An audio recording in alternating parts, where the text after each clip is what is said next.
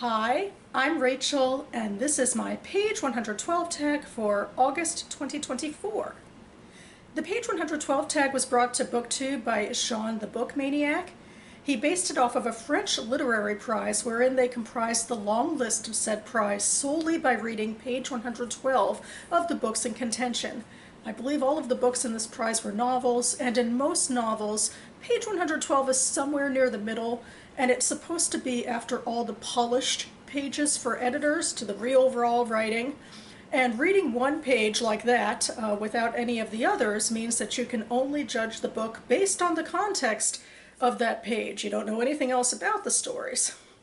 So I have been using this tag ever since the beginning of COVID to slowly whittle down my physical unread shelves, before then building them back up again. So I take 3 slips of paper out of this handy dandy Books and Cats mug. These slips of paper are titles on my shelves that I acquired in 2023 or earlier. After I take the 3 slips of paper out, I read page 112 on camera with you, discuss their merits, and then ultimately choose one of those books to make my month's TBR. Of course, the point is to play by the rules of the game, the quality of the writing, that sort of thing. But if there is, cheats that I do, usually it would be because of length. I'm already behind on my reading for August, and I have the BookTube prize that I'm judging, so it would be really nice to get a short book or an otherwise easy book, although I think a lot of my books are pretty much the same, a lot of samesies in terms of subject matter, but we'll see how it goes. Right, and we will be starting with book number 1. Okay.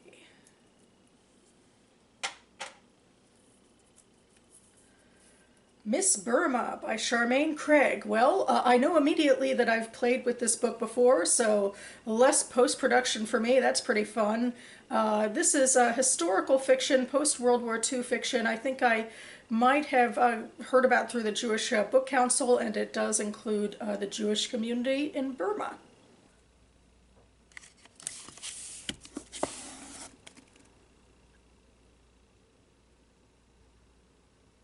Alright, so now for book number 2. I like to get a little bit of variety, so that might mean, something that isn't historical fiction or isn't Jewish fiction, but I know those are kind of both pretty big on my list, so we shall see. So is this just one? This is just one. We Were the Lucky Ones by Georgia Hunter. A couple of months ago, I think for 2 months in a row, I was like, oh, I really want to, randomly pick this one out of my jar, my mug, because there's a Netflix adaptation that came out a few months ago, and I thought it would be fun to read the book in tandem and, maybe do a blog post, although right now is not, the best time for me to do a blog post on this. I have a bunch of other things that I have planned for my blogs, but this is also Jewish historical fiction based around the Holocaust. And the irony, because now I'm like, I don't know if I want to read this right now, but this is when it's here.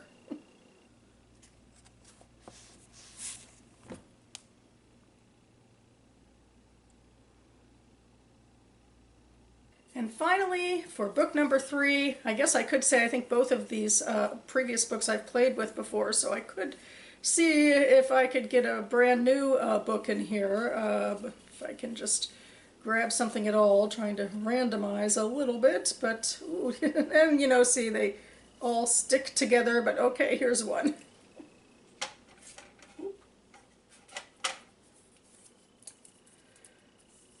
All right, and this is Beyond the Pale by Alana Dykewoman, which I've also played with before, and it is, I think, technically historical fiction, definitely Jewish fiction about Jewish queer issues.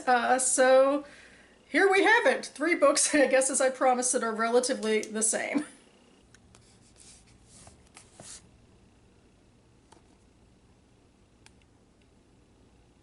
And you have now seen me pick all 3 of these books off of my shelves. I'm going to go ahead and first reacquaint myself with the pages themselves and then get back to you to discuss which one I will be moving on with, so stay tuned. Okay, I'm back and ready to throw some clips together. Starting with book number 1, Miss Burma by Charmaine Craig.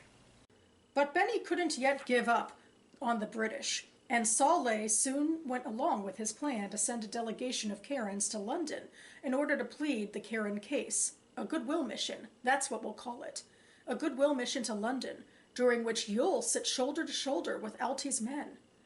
In London, Sawley did what he could to play into British sympathies, even loosening up to the extent that he was able to share a few inebriated hours in entertaining talk about his favorite British authors and actresses with the likes of the Labour Party's Lord Pethick Lawrence at the luminous Claridge's Hotel. But Altie's buttoned-up ministers, who listened politely enough to his pained words of thanks for how the British had delivered them from the Japanese, and to his too emotional reminder of how the long loyal Karens needed an autonomous state that he hoped might exist within the British Commonwealth, even if Burma itself gained independence from it, ultimately distanced themselves from their predecessors' protectorship of the Karens. "We're terribly grateful for what you have done," one particularly sympathetic minister said as he escorted Sawley to the door. "Without you, Aung San might never have come around. But I can't imagine how our officers thought they had the right to promise you statehood in exchange for your service. They overstepped. Yes, they overstepped. Very unfortunate." In the end, they were advised to throw their lot in with the Burmans. That betrayal seemed only to redouble the tenuous bond being forged between Benny and Sawley again, just as Louisa, coming upon the rifles in Benny's study, soon drew them together in their guilt. Together they smarted from the sting, in January 1947, of Aung San being invited to Buckingham Palace. Even Churchill is in disbelief, Benny noted, reading a dispatch from one of his London contacts, saying, "Listen, I certainly did not expect to see you Aung San, whose hands were dyed with British blood and loyal Burmese blood," meaning Karen and Kachin and Chin blood, marching up the steps of Buckingham Palace as the plenipotentiary of the Burmese government. Together they chafed at Aung San's victorious return to Burma and his hubristic assertion that he alone had determined the country's fate. And it goes on from there. There's a lot of, in this, asides in parentheses and run-on sentences and just lots of juxtaposed ideas in sentence by sentence, which made this really difficult to follow. So I feel like I almost have to eat my hat from the last page that I read, which was from a short story, and I'm like, well, maybe this just doesn't work for the style of short stories, but it can be the same in novels, where I guess the most kind reading of this would be that it's trying to be experimental on purpose, but I feel like it's just not working. There's just too much information laid into sentence by sentence at a time. It's just too overwhelming for me. I mean, I feel like generally speaking, I'm intrigued by the subject. I know that this is taking place in Burma. It's about different ethnic groups. It's about trying to gain independence or, a sense of self and statehood at the ends of colonialism, like the end of the British Empire in the 1940s, and, how Britain is digging its heels in. I mean, this is interesting stuff. I just feel the execution isn't hugely well done on this page. I do know I'll be getting to this novel sooner or later. It is on my Goodreads TBR. It also, I'm pretty sure I heard about it through the Jewish Book Council site, because it is about a mixed Burmese Jewish family. The Jewish members came from Britain during the war, I believe, or sometime, maybe earlier. Not that you can tell that from the page, but yeah, I'm not too impressed with the page, but I know I'll be getting to this sooner or later. Book number 2 is We Were the Lucky Ones by Georgia Hunter. It doesn't help that the handful of Polish refugees he's met on the pier, those lucky enough to still be in contact with family back home, describe what they know of the state of their country in terms Addie can't fathom. Overcrowded ghettos, public beatings, Jews dying of cold, hunger, disease by the thousands. One young woman from Krakow told Addie that her husband, a professor of poetry, had been taken along with dozens of the city's intellectuals to the wall of the city's Wawel Castle, where they were lined up and shot. Afterward, she said, with tears streaking her cheeks, their bodies were rolled down the hill and into the Vistula River. Addie had hugged her as she cried into his shoulder, and then tried with all of his might to erase the image from his mind. It was too much for him to bear. As he inches toward the ship, Addie takes inventory of the languages being spoken around him: French, Spanish, German, Polish, Dutch, Czech. Many of his fellow passengers carry small valises like his own. In them, the handful of belongings with which they hope to start their new lives. Tucked into Addie's are a roll-necked sweater, a collared shirt, an undershirt, a spare pair of socks, a fine-toothed comb, a small sliver of army-issued soap, some twine, a razor, a toothbrush, a date book, 3 leather pocket notebooks, already full, his favorite 78 RPM record of Chopin's Polonaise, Opus 40, No. 1, and a photograph of his parents. In his shirt pocket he carries a half-used notebook. In his trouser pocket, a few coins and his mother's linen handkerchief. He has 1,500 zloty and 2,000 francs, his life savings, stashed in his snakeskin wallet, along with the 16 documents he's collected in order to talk his way out of the army and into a Brazilian visa. Addie's encounter with Ambassador Sousa Dantas in Vichy has been brief. "Leave your passport with my secretary," Sousa Dantas told him when they were far enough from the hotel that no one would overhear. "Tell her I sent you and come back for it tomorrow. Your visa will await you in Marseille. It will be good for 90 days. There's a ship leaving for Rio around the 20th of January. The Alcina, I believe. I don't know when or if there will be another. You should get on it. You will need to renew the visa once you arrive in Brazil." "Of course," Addie said, thanking the ambassador profusely and reaching for his wallet. "What do I owe you?" But Sousa Dantas just shook his head, and Addie realized that it wasn't for the money that the ambassador was risking his job and his reputation. All right, so this one is very compelling. There is a lot going on in it. It's, a novel about refugees and genocide and the effects of war. And this character is obviously trying to escape from what is World War II into Brazil. And it's just jam-packed with detail. I mean, we start just with trying to get a vague understanding of what's happening in Poland, and the author brings in like a direct sort of personal account from like a bit character who interacts with her protagonist. That's what I assume are these characters. And then we go into Addie's more particular story and his desire to escape to Brazil. And there's all that, sensory detail of all the specific things he's packed, which basically comprises of what his life is, like, or what his life will be, like what he could take with him. And it's like very, very small amount of things. And then we end, I think, in a way, on a surprisingly hopeful note. I mean, when I first heard the line about the ambassador saying, "Leave your visa," I thought, oh no, is this a scam?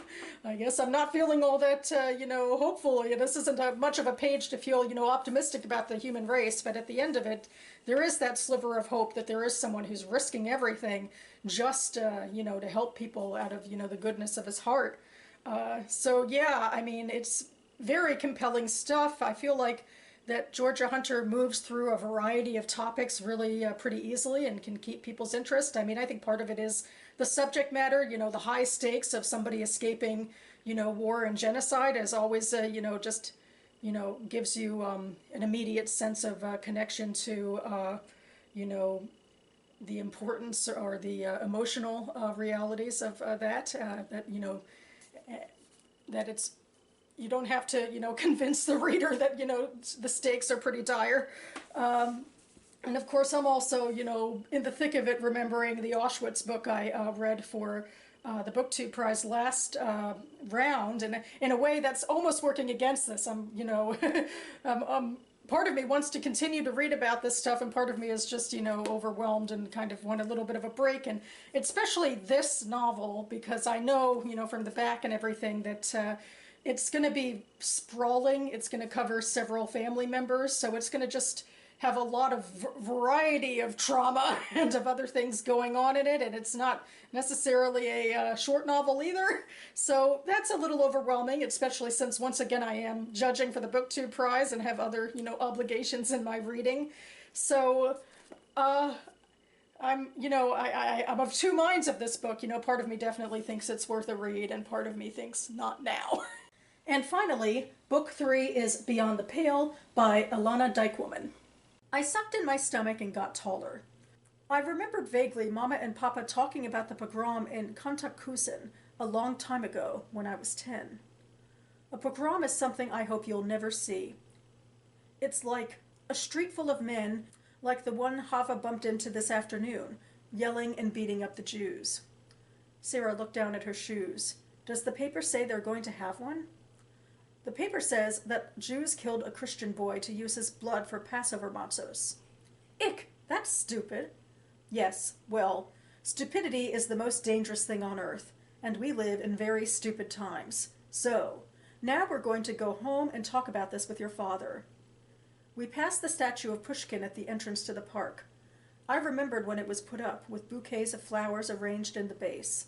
I wondered if Pushkin would have told people how silly it is to think Jews drank Christian blood. Who thought these things up?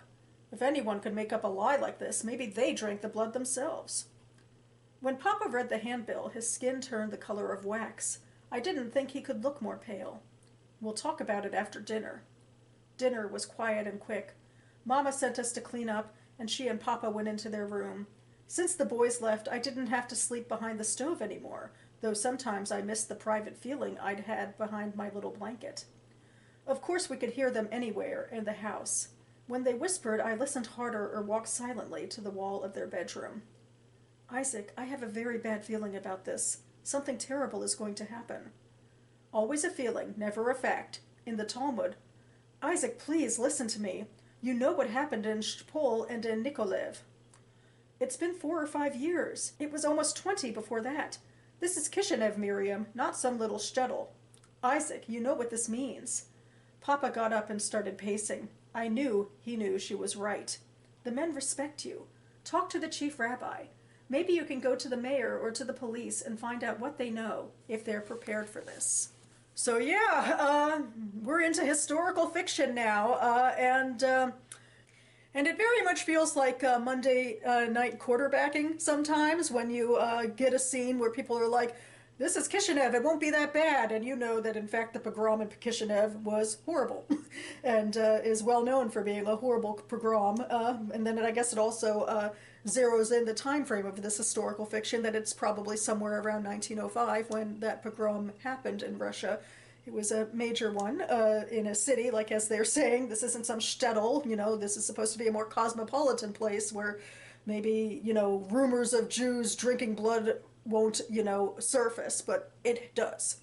So, yeah, I mean, I'm always interested in, this type of cultural reality. It's the cultural reality that my family came from when they immigrated to the U.S., where these sorts of anti-Semitic beliefs could be common.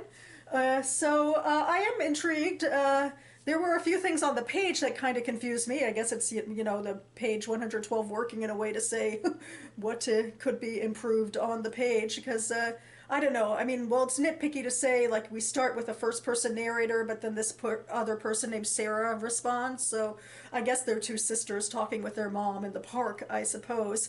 Another maybe nitpicky but less nitpicky thing is, like, she goes from a sentence about how the narrator liked sleeping behind the stove, but we could hear her parents anywhere in the house, and I just thought that was kind of clunky, like we went from one idea to the next kind of quickly. I don't know. I feel like I'm kind of making excuses, because I do feel like I would be very interested to read this, but I can only pick one book, or at least I should, because I have so much to read as it is this month. So I feel like I will be putting this one down, but we'll look forward to when I ultimately get to it. And now comes the part where I bridge 3 different conversations together to make my pick. I think the easiest thing to do is to eliminate Miss Burma off the bat. As you could tell as I was reading, there was just a lot of run-on sentences and asides, and to play, I think by the rules of my game, it's just not the strongest, page 112, so it's gonna go. And that leaves my decision between We Were the Lucky Ones and Beyond the Pale. And I think both of them had some strengths. I think there was that wonderful tension in We Were the Lucky Ones with the character who was on the run, and it was uncertain if the ambassador was going to help him or not, but you know, it really leaned hard ultimately into sort of a light in the darkness. But we also have this character learning, you know, about the fate of so many Jews and how, you know, harrowing and shocking that is, and just was really tight and compelling on the page. And honestly, I guess Beyond the Pale is somewhat similar because it's about violence against the Jews, just in a slightly different time and place. In this case, this Jewish family is largely on their own, debating whether or not they are in peril. And it's only like, you know, through, as I said, the Monday night quarterbacking that you kind of, you know, we know the truth.